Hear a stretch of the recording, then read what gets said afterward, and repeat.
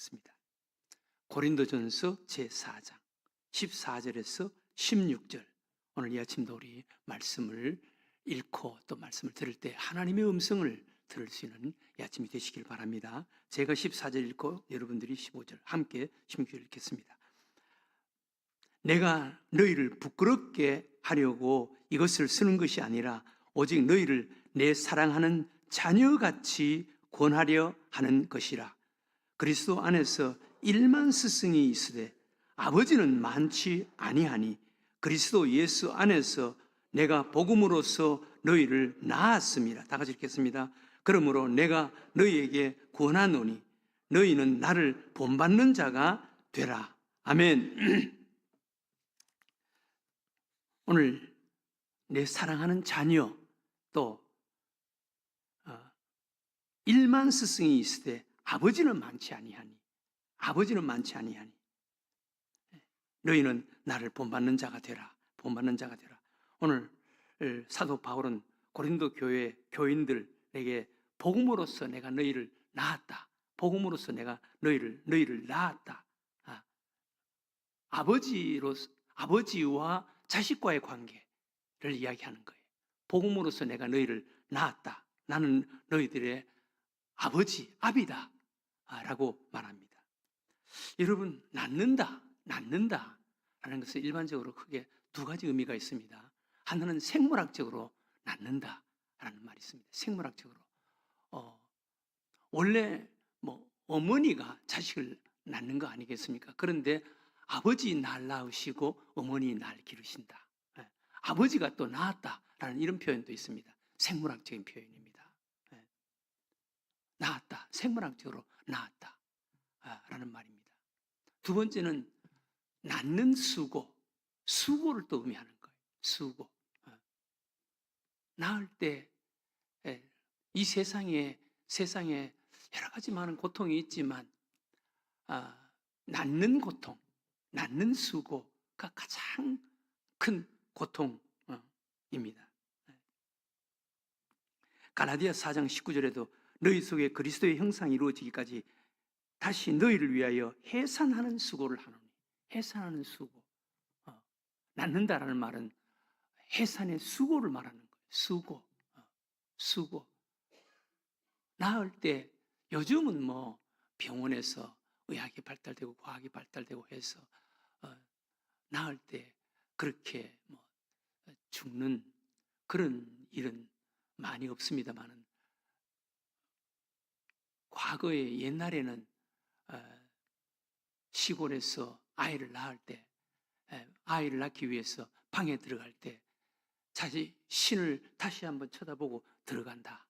내가 이 신을 다시 볼지 몰라서 다시 한번 자기가 벗은 신발을 보고 들어간다. 그런 말이 있지 않습니까? 낳을 때, 해산할 때 죽는 그런 일이 많이 있었습니다.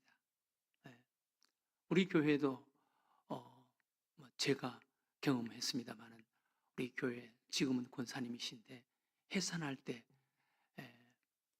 임신 중독으로 해서 죽는다 그랬습니다. 수술실에 들어갈까 말까, 수술을 할까 말까.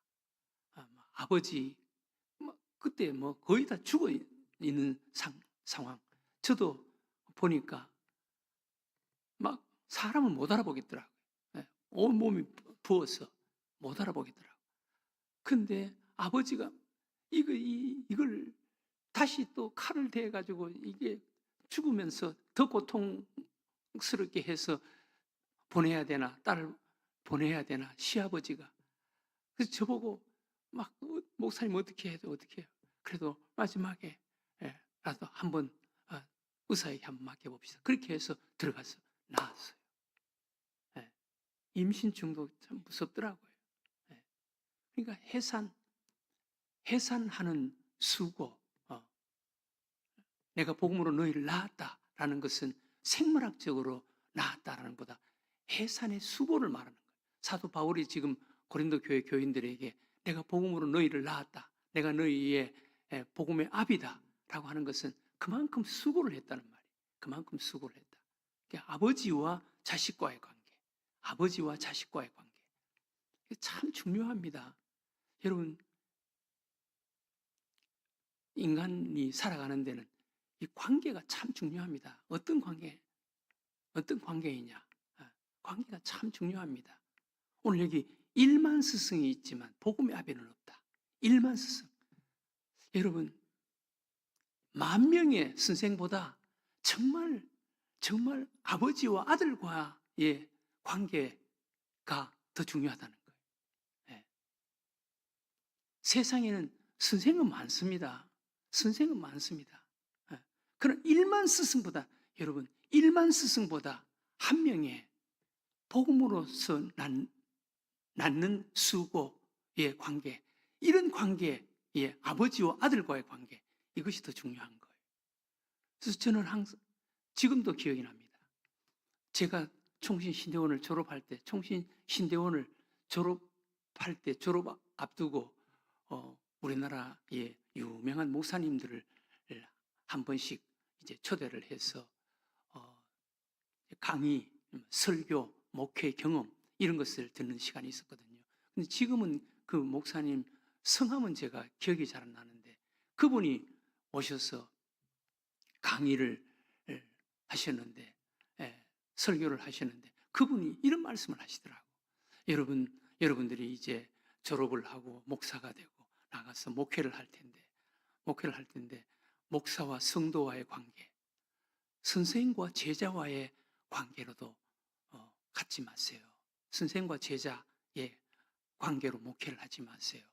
제자는 선생에게 더 배울 것이 없다 싶으면 언제든지 떠납니다. 언제든지 떠납니다. 그리고 주인과 종과의 관계로도 목회를 하지 마세요. 주인과 종과의 관계, 종이 어느 정도 먹고 살만하면은 종은 언제든지 주인을 떠납니다. 여러분들은 나가서 목회를 할 때 아버지와 자식과의 관계로, 이 본문을 가지고 이야기하면서 아비와 자식과의 관계로 목회를 하세요. 자식은 부모가 가난하든 늙고 병들었든 진정한 자식은 부모를 버리지 않습니다. 부모를 떠나지 않습니다. 여러분들은 나가서 꼭 아비와 자식과의 관계로 목회를 하세요. 그런 설교를 하신 것이 지금도 제 머릿속에 있습니다. 제가 목회를 그렇게 해왔는지는 저는 자신이 없지만 어쨌든 아비와 자식과의 관계가 참 중요한 거예요. 선생과 제자의 관계, 제자는 더 이상 배울 것이 없으면 선생을 떠납니다. 주인과 종과의 관계, 어느 정도 먹고 살만하면 종은 떠나게 되어 있습니다. 그러나 아비와 자식과의 관계, 진정한 자식은 아비가 늙고 병들어도 힘이 없어도 자식은 아비를 배신하지 않습니다. 이 관계가 참 중요하다는 거예요. 이 관계. 여러분, 인생을 살아가는데 가장 중요한 것은 관계입니다. 관계. 아비와 자식. 세상에 촌수가 있지 않습니까? 촌수. 부부는 무촌입니다. 부부는 무촌. 가장 가깝지만 또 돌았으면 남남이 되어버리는 무촌입니다. 일촌이 부모와 자식과의 관계입니다. 일촌이 부모와 자식과의 관계입니다. 그 다음 이촌이 형제와의 관계입니다. 세상에서 가장 가깝습니다. 부모와 자식과의 관계가 1촌, 친형제가 2촌, 그리고 3촌, 그리고 아버지의 자녀들이 4촌. 그런데 여러분, 이 촌수가 있는데 한 촌이 천리라는 말이 있습니다. 촌수 한 촌이 천리와 같이 뭡니다. 여러분, 형제 2촌과 3촌 천리입니다. 3촌과 4촌은 또 천리입니다. 지금 저는 6촌지간, 6촌 형제는 지금도 가깝습니다. 6촌지간. 그런데 6촌의 자녀들, 그 자녀들은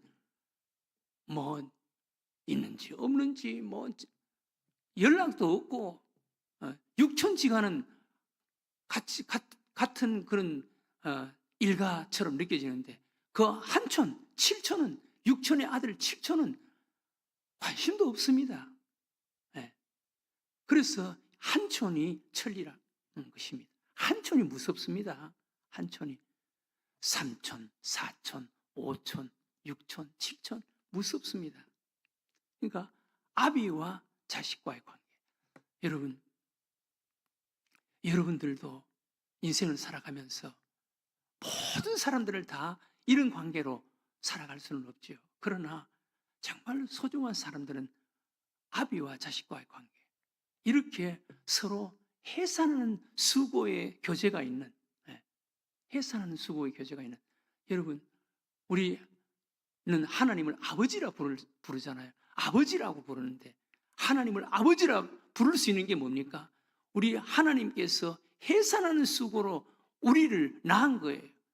해산하는 수고. 여러분, 우리 하나님께서 독생자 예수 그리스도를 십자가에 우리 죄를 위해서, 우리 죄값으로 십자가에 독생자를, 아니 자신이 인간의 몸으로 이 땅에 오셔서 십자가에서 우리 죄값을 치러주셨어요. 해산하는 수고 아닙니까? 우리 하나님께서 그렇게 해산하는 수고를 해주셨기 때문에 우리가 하나님을 아버지라 부를 수 있는 아비와 자식과의 관계가 된 거예요. 아비와 자식과의 관계. 여러분들도 이런 해산하는 수고의 관계를 가져야 되는 거예요. 그랬을 때 진정으로 가까운 관계가 되는 거예요. 진정으로. 일만 스승은, 선생은 많습니다. 또 주인과 종 베풀어 주려고 하는 사람 많습니다. 그러나 정말 가까운 것은 아비와 자식과의 관계. 복음으로 내가 너를 낳았다. 아비와 자식과의 관계. 이런 관계가 돼야 돼. 이런 관계로 살아갈 수 있게 해달라고. 이런 관계를 맺고 살아갈 수 있게 해달라고. 오늘 이 아침 기도하는 여러분들과 제가 되시기를 주의 이름으로 축원합니다.